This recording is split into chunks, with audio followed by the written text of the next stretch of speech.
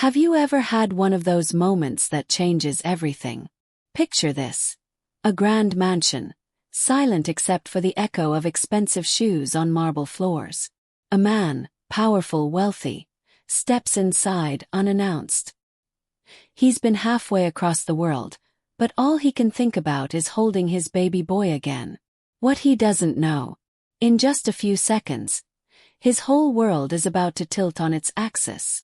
Damien Carter hadn't planned to come home early. Business in Dubai had wrapped up quicker than expected, and for the first time in months, he'd felt it. A deep, aching need to be near his son. 8-month-old Noah was all he had left after his wife, Isabella, passed away. The staff didn't know he was coming.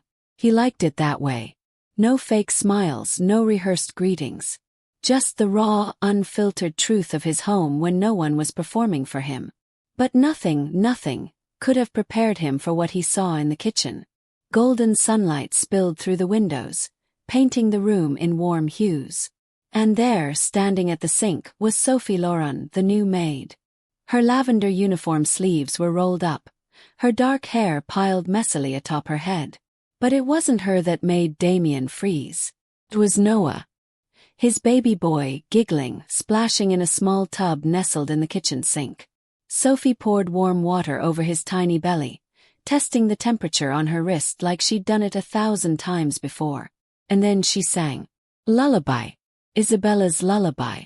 The one she used to hum when she rocked Noah to sleep. The one Damien hadn't heard since the day she died. His chest tightened. What are you doing? Sophie startled, water sloshing as she spun around. Her face went pale. Mr. Carter, I can explain. Where's Marguerite? His voice was sharp, colder than he meant it to be. She's on leave. I thought you weren't back until Friday. Damien's jaw clenched. I wasn't.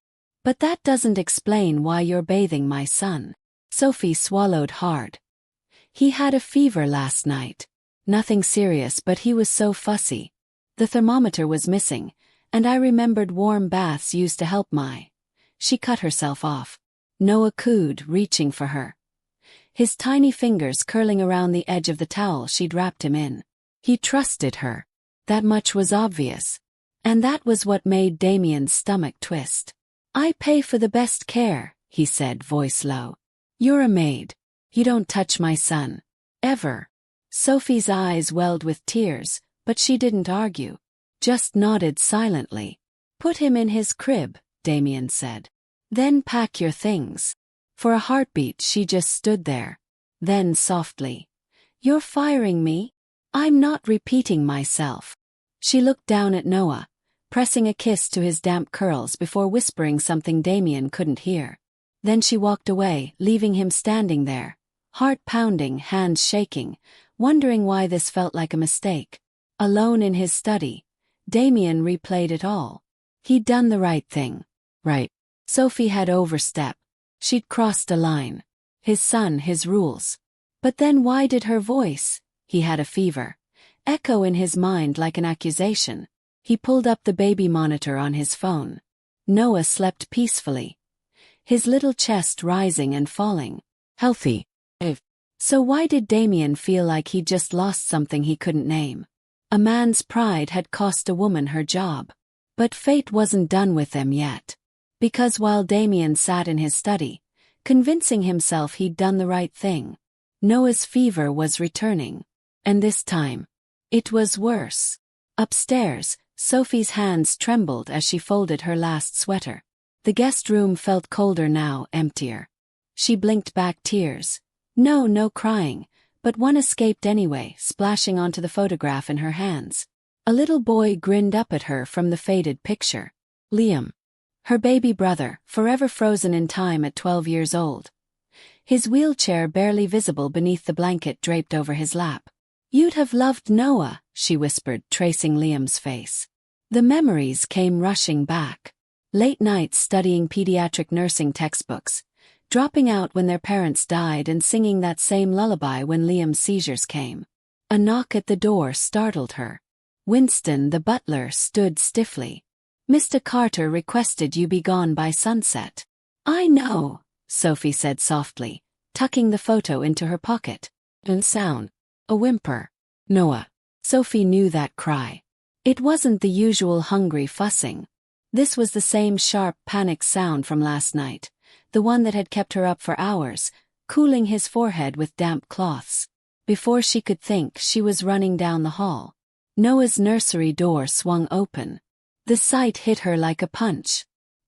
His tiny body writhing, sweat soaking through his onesie and breath coming in shallow gasps. She pressed a hand to his forehead. Burning. No, no, baby. Step away from him. Damien's voice cut through the room like ice. Sophie didn't turn around. Couldn't. Listen to me, she begged, voice cracking. His fever's spiking. If we wait for the doctor. How would you know? Damien snapped. That's when Sophie spun around, eyes blazing. Because I've seen this before. The words tore from her throat. My brother had epilepsy. 1 minute he'd be warm, the next. She choked. You think I wanted to learn these signs? You think I wanted to watch my baby brother forget how to breathe? Silence. Damien stared at her, really looked at her for the first time. The dark circles under her eyes, the way her hands shook not from fear, but from terrible practiced precision. Noah whimpered again. Without a word, Damien crossed the room and placed his son in Sophie's arms. Do what you have to. What happened next was a blur.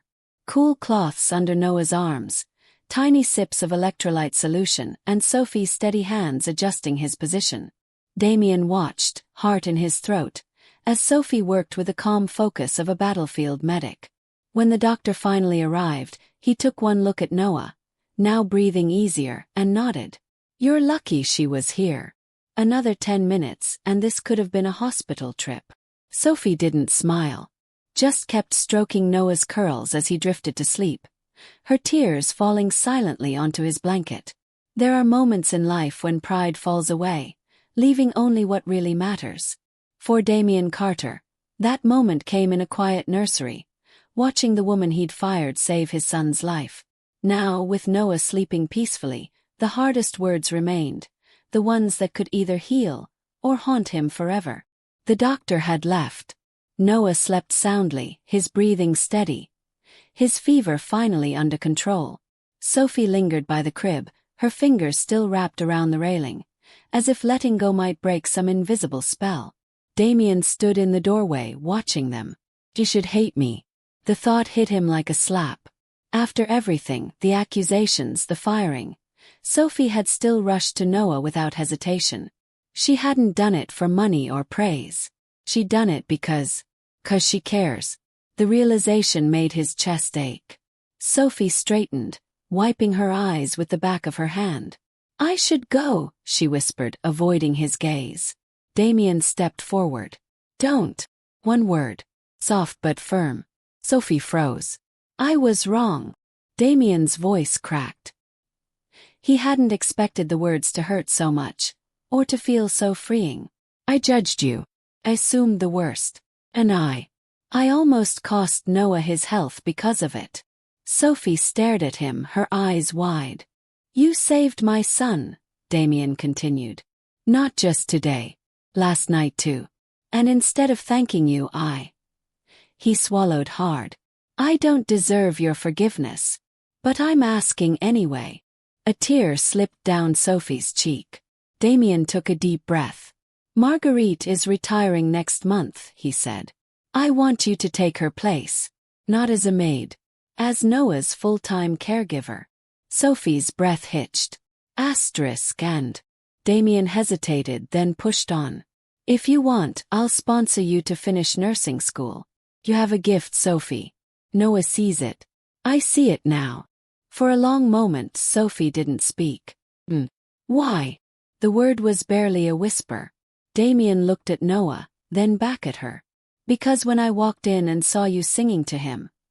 For the first time since Isabella died, I didn't feel alone. The graduation cap nearly toppled off Sophie's head as she laughed, trying to balance it while holding Noah's squirming toddler hands. Stop wiggling, you little monster, she teased, kissing his curls. Damien watched from a few steps away, a smile tugging at his lips. He gets that from his mother. Sophie met his eyes, and for the first time the mention of Isabella didn't bring pain, just warmth. Noah squealed, reaching for Sophie's newly earned nursing degree. Mama Soapy. The nickname, his toddler attempt at Sophie, made them both laugh. Damien stepped closer, adjusting Noah on Sophie's hip. Proud of you, he murmured. And in that moment, with the sun shining and Noah's laughter ringing around them, Sophie realized something. Family wasn't about blood. It was about showing up. And so our story ends where all the best ones do. Not with a goodbye, but with a beginning. Because sometimes, the people we least expect become the ones we can't imagine living without.